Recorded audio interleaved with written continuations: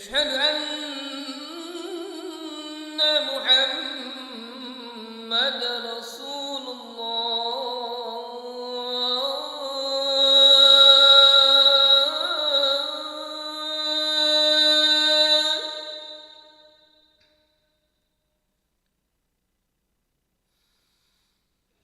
أشهد أن محمد رسول الله.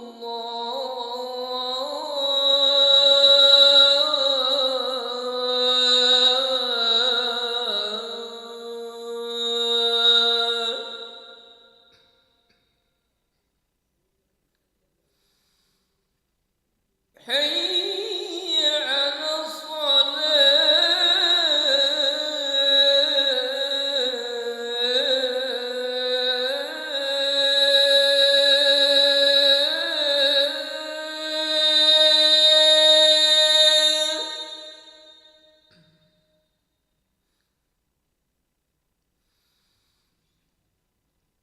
حي على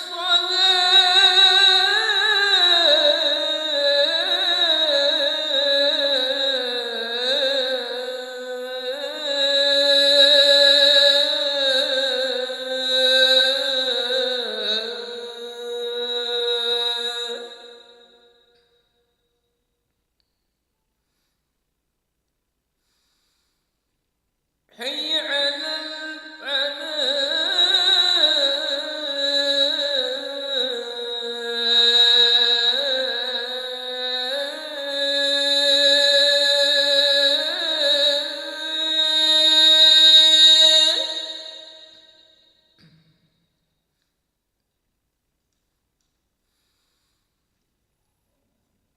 حي على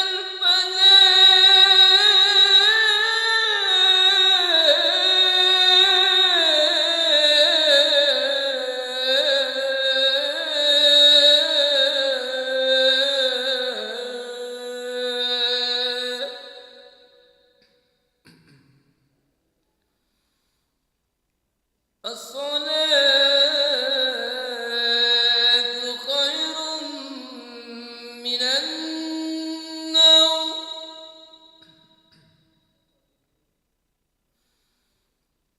الصلاة خير من النوم.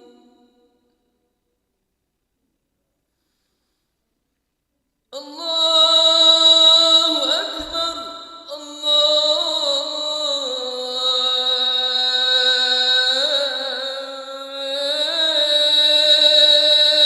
أكبر.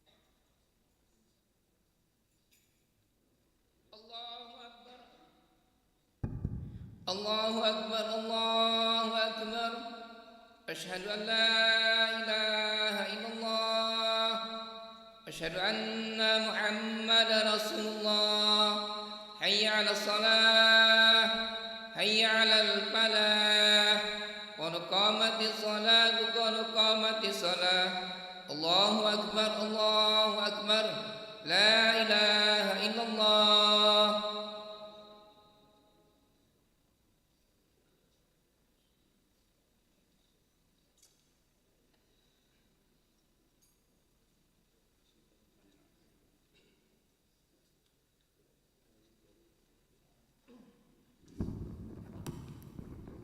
لا إله إلا محمد رسول الله صلى الله عليه وسلم استعمل استوصفكم فلا تسبتسوا من تمام الصلاة استوصفكم معتدل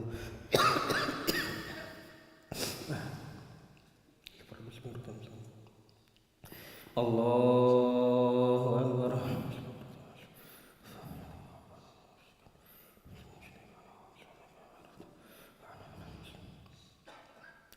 بسم الله الرحمن الرحيم الحمد لله رب العالمين الرحمن الرحيم مالك يوم الدين إياك نعبد وإياك نستعين اهدنا الصراط المستقيم صراط الذين أنعمت عليهم غير المغضوب عليهم ولا الضالين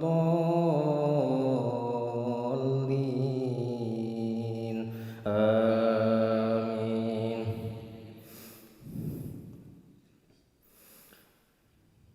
بسم الله الرحمن الرحيم بسم الله الرحمن الرحيم تبارك الذي بيده الملك وهو على كل شيء قدير الذي خلق الموت والحياة ليبلوكم أيكم أحسن عملا وهو العزيز الغفور الذي خلق 7 سماوات طباقا ما ترى في خلق الرحمن من تفاوت فارجع البصر هل ترى من فطور ثم ارجع البصر كرتين ينقلب إليك البصر خاشئا وهو حسير ولقد زينا السماء الدنيا بمصابيح وجعلناها رجوما للشياطين وأعتدنا لهم عذاب السعير وللذين كفروا بربهم عذاب جهنم وبئس المصير إذا ألقوا فيها سمعوا لها شهيقا وهي تفور تكاد تميز من الغيظ كلما ألقي فيها فوج سألهم خزنتها ألم يأتكم نذير قالوا بلى قد جاءنا نذير فكذبنا وقلنا ما نزل الله من شيء إن أنتم إلا في ضلال كبير وقالوا لو كنا نسمع أو نعقل ما كنا في أصحاب السعير فاعترفوا بذنبهم فسحقا لأصحاب السعير إن الذين يخشون ربهم بالغيب لهم مغفرة وأجر كبير. الله أكبر.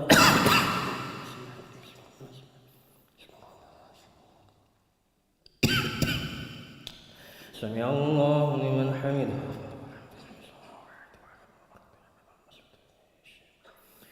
الله أكبر.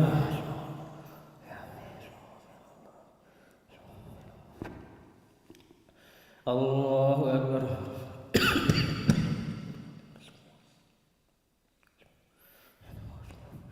الله أكبر.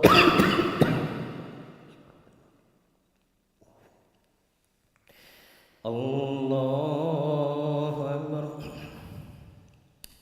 بسم الله الرحمن الرحيم الحمد لله رب العالمين الرحمن الرحيم مالك يوم الدين إياك نعبد وإياك نستعين اهدنا الصراط المستقيم صراط الذين أنعمت عليهم غير المغضوب عليهم ولا الضالين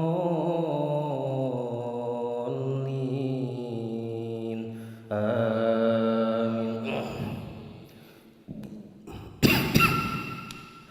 وأسروا قولكم أو اجهروا به إنه عليم بذات الصدور ألا يعلم من خلق وهو اللطيف الخبير قل هو الذي جعل لكم الأرض ذلولا فامشوا في مناكبها وكلوا من رزقه وإليه النشور أأمنتم من في السماء أن يخسف بكم الأرض فإذا هي تمور أم أمنتم من في السماء أن يرسل عليكم حاصبا فستعلمون كيف نذير ولقد كذب الذين من قبلهم فكيف كان نكير أولم يروا إلى الطير فوقهم صافات ويقبضن ما يمسكهن إلا الرحمن إنه بكل شيء بصير أمن هذا الذي هو جند لكم ينصركم من دون الرحمن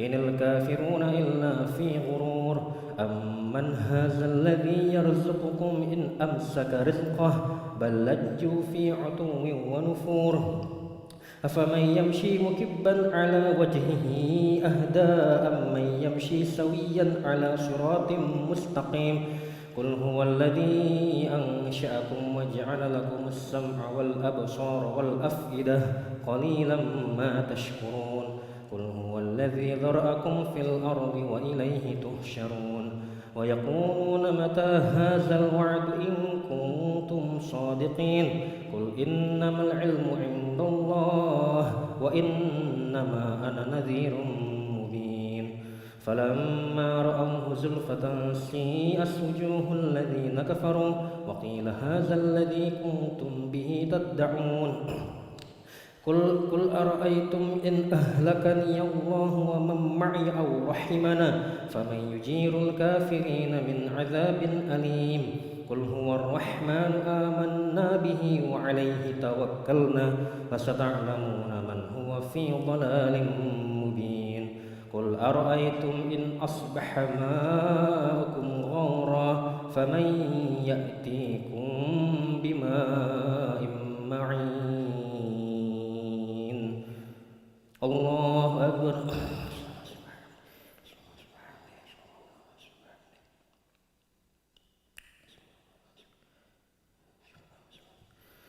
سمع الله لمن حمده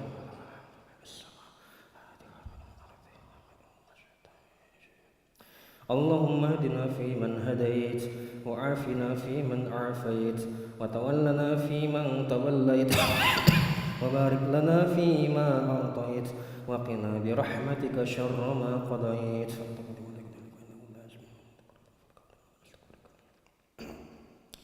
وصلى اللهم على سيدنا محمد النبي الأمي وعلى آله وصحبه وبارك وسلم الله أكبر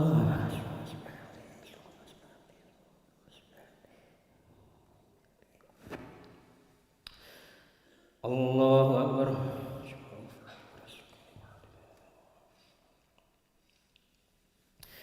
الله أكبر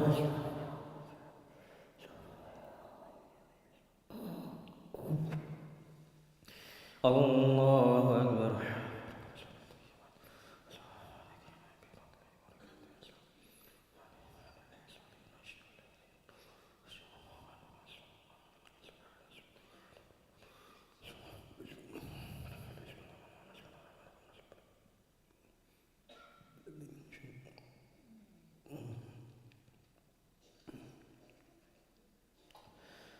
السلام عليكم ورحمة الله السلام عليكم ورحمة الله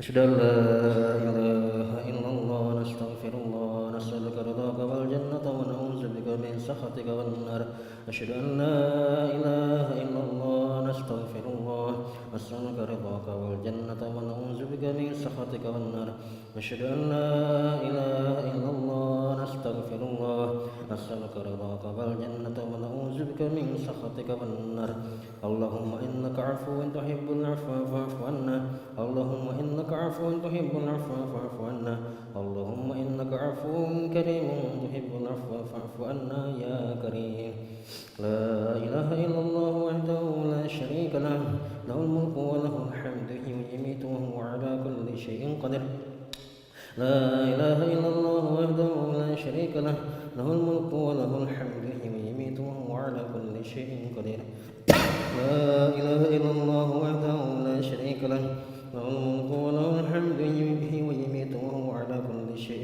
قدير لا إله إلا الله وحده لا شريك له له الملك وله الحمد يحيي ويميت وهو على كل شيء قدير لا إله إلا الله وحده لا شريك له له الملك وله الحمد يحيي ويميت وهو على كل شيء قدير لا إله إلا الله وحده لا شريك له له الملك وله الحمد يحيي ويميت وهو على كل شيء قدير لا إله إلا الله وحده لا شريك له له الملك وله الحمد يحيي ويميت وهو على كل شيء قدير لا إله إلا الله وحده لا شريك له له الملك وله الحمد يحيي ويميت وهو على كل شيء قدير لا إله إلا الله وحده لا شريك له له الملك وله الحمد يحيي ويميت وهو على كل شيء قدير لا إله إلا الله وحده لا شريك له له الملك وله الحمد يحيي ويميت وهو على كل شيء قدير اللهم أجرنا من النار اللهم أجرنا من النار اللهم أجرنا من النار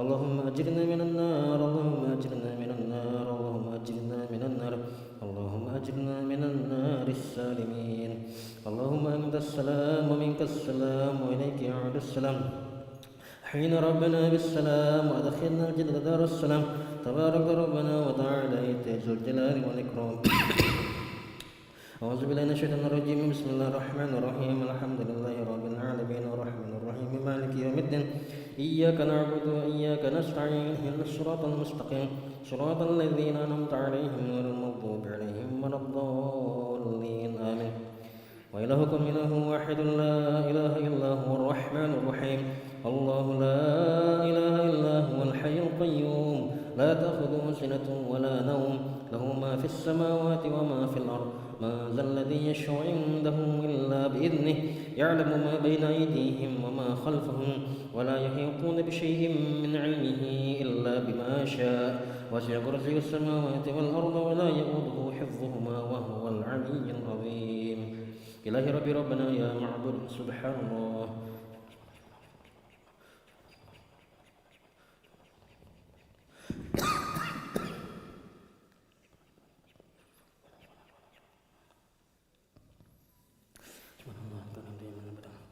الحمد لله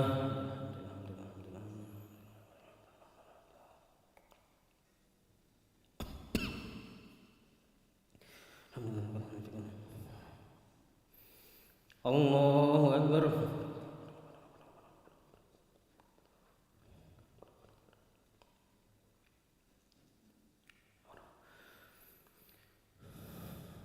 الله أكبر كبيرا الحمد لله كثيرا سبحان الله بكرة وأصيلا لا إله إلا الله وحده لا شريك له له الملك وله الحمد يحيي ويميت وهو على كل شيء قدير ولا حول ولا قوة إلا بالله العلي العظيم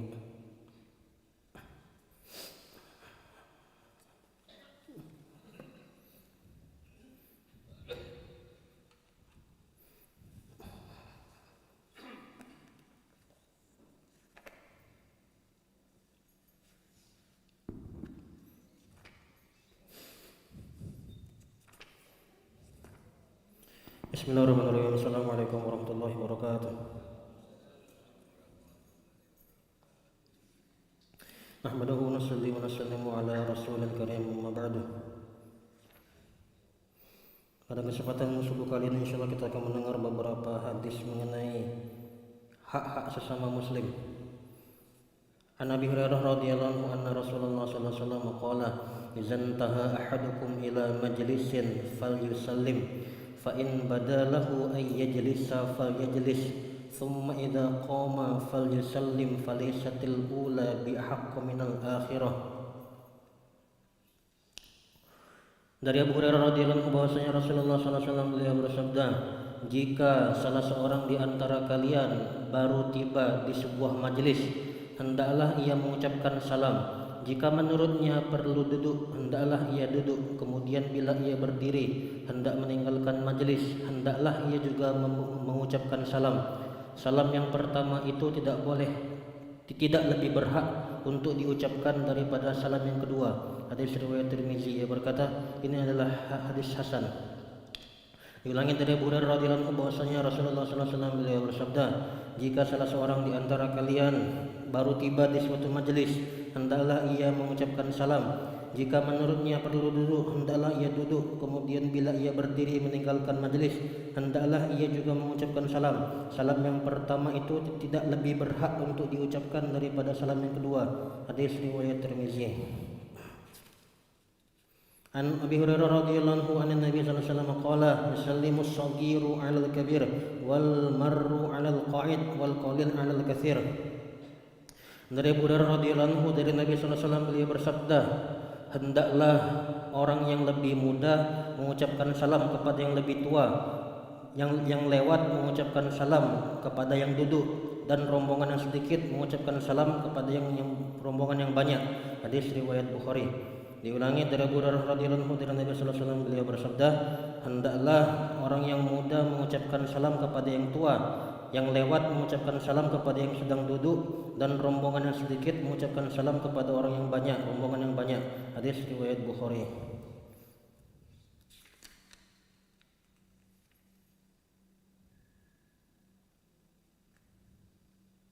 An Ibnu Mas'ud radhiyallahu anhu qala Rasulullah sallallahu alaihi wasallam, inna min asyratis sa'ah ay yusallima ar-rajulu 'ala ar-rajuli la yusallimu 'alaihi illa lil ma'rifah. Dari Ibnu Mas'ud radhiyallahu anhu bahwasanya ia berkata Rasulullah sallallahu alaihi wasallam pernah bersabda, sesungguhnya di antara tanda-tanda kiamat adalah jika seseorang hanya mengucapkan salam kepada orang yang ia kenal. Hadis riwayat Ahmad. Diulangi dari Ibnu Mas'ud radhiyallahu anhu berkata Rasulullah sallallahu alaihi wasallam pernah bersabda, sesungguhnya di antara tanda-tanda kiamat adalah jika seseorang hanya mengucapkan salam kepada orang yang ia kenal. Hadis riwayat Ahmad.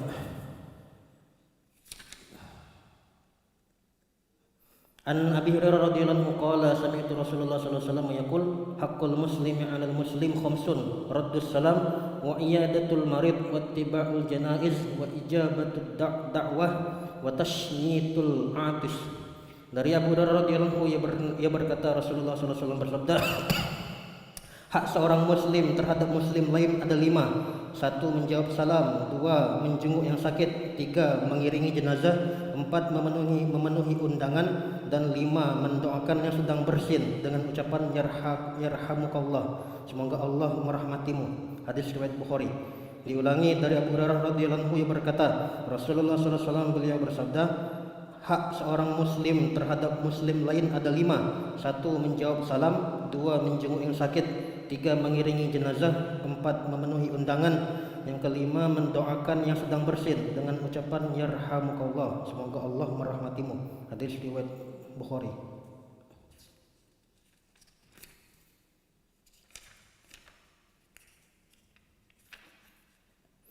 Anil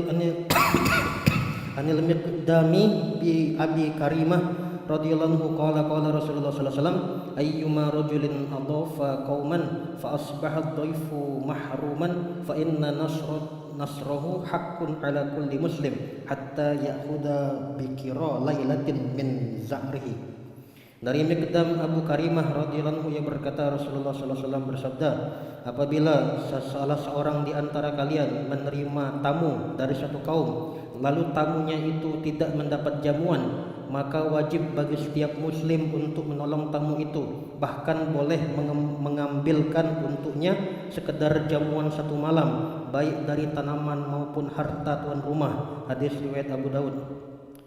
Diulangi dari Miqdam Abu Karimah radhiyallahu anhu ia berkata Rasulullah sallallahu alaihi wasallam bersabda, apabila seseorang di antara kalian menerima tamu lalu tamunya tidak diberi jamuan, maka wajib bagi setiap muslim untuk menolong tamu itu, bahkan boleh mengambilkan untuknya sekedar jamuan dari harta dan tanaman tuan rumah tersebut. Hadis riwayat Abu Daud. An Amri bin Syu'aib radhiyallahu an abihi an jaddihi radhiyallahu anna Rasulullah sallallahu alaihi wasallam qala la yajlisu baina rajulaini illa bi idznihima. Dari Amr bin Syu'aib, dari ayahnya, dari kakeknya radhiyallahu, bahwasanya Rasulullah sallallahu alaihi wasallam bersabda, tidak boleh duduk di antara dua orang kecuali atas izin mereka. Hadis riwayat Abu Dawud. Diulangi, dari Amr bin Syu'aib, dari ayahnya, dari kakeknya radhiyallahu, bahwasanya Rasulullah sallallahu alaihi wasallam bersabda, tidak boleh duduk di antara dua orang kecuali atas izin mereka. Hadis riwayat Abu Dawud. Dari bab tentang duduk. Alhamdulillah telah kita dengar beberapa hadis mengenai fadilah-fadilah atau anjuran-anjuran tentang sifat-sifat yang mulia terhadap sesama muslim. Insyaallah yang harus kita makan dan kita sampaikan. A'udzubillahi minasyaitonir rajim. Bismillahirrahmanirrahim. Alhamdulillahirabbil alamin hamdan syakirin. Hamdan da'iman hamdan yu'afi ni'amahu wa yakafi mazdah. Ya rabbana lakal hamdu kama yanbaghi li jalalikal karim wa 'azimi sultanik. Allahumma shalli ala Muhammad wa sallim Muhammad. Rabbana zalamna anfusana wa illam taghfir tarhamna lanakunanna minal khasirin. ربنا اغفر لنا ذنوبنا وذنوب والدينا وارحمهم كما ربونا صغارا جميع المسلمين والمسلمات والمؤمنين والمؤمنات الأحياء منهم والأموات برحمتك أرحم الراحمين ربنا لا تزغ قلوبنا بعد إذ هديتنا وهب لنا من لدنك رحمة إنك أنت الوهاب اللهم أرنا الحق حقا وارزقنا اتباعه وارنا الباطل باطلا وارزقنا اجتنابه اللهم أعنا على ذكرك وشكرك وحسن عبادتك يا مقلب القلوب ثبت قلوبنا على دينك مصرف القلوب صرف قلوبنا على طاعتك ربنا لا تجعلنا فتنة للقوم الظالمين ونجنا برحمتك من القوم الكافرين ربنا افرغ علينا صبرا وتوفنا مسلمين ربنا اجعلنا مقيمين الصلاة من ذريتنا ربنا تقبل دعاء اللهم الحمنا مراشد امورنا واعذنا من شرور انفسنا اللهم اهدنا واهد بنا واهدنا جميعا واجعلنا سببا لمن اهتدى يا حي يا قيوم برحمتك نستغيث اصلح لنا شأننا كلها ولا تكلنا لانفسنا طرفة عين ربنا هب لنا من ازواجنا وذريتنا قرة اعين واجعلنا للمتقين اماما ربنا اتنا في الدنيا حسنة وفي الاخرة حسنة وقنا عذاب النار وصلى اللهم على سيدنا محمد النبي الامي وعلى اله وصحبه وسلم بفضل سبحان ربك رب العزة عما يصفون وسلام على المرسلين والحمد لله رب العالمين سبحان الله بحمده سبحانك اللهم وبحمدك أشهد أن لا إله إلا أنت أستغفرك وأتوب إليك صلى الله على محمد صلى الله عليه وسلم صلى الله على محمد صلى الله عليه وسلم صلى الله على محمد صلى الله عليه وسلم صلى الله على محمد صلى الله عليه وسلم صلى الله على محمد صلى الله عليه وسلم صلى الله على محمد صلى الله عليه وسلم صلى الله على محمد صلى الله عليه وسلم صلى الله على محمد يا ربي صل وسلم اللهم صل وسلم وبارك عليه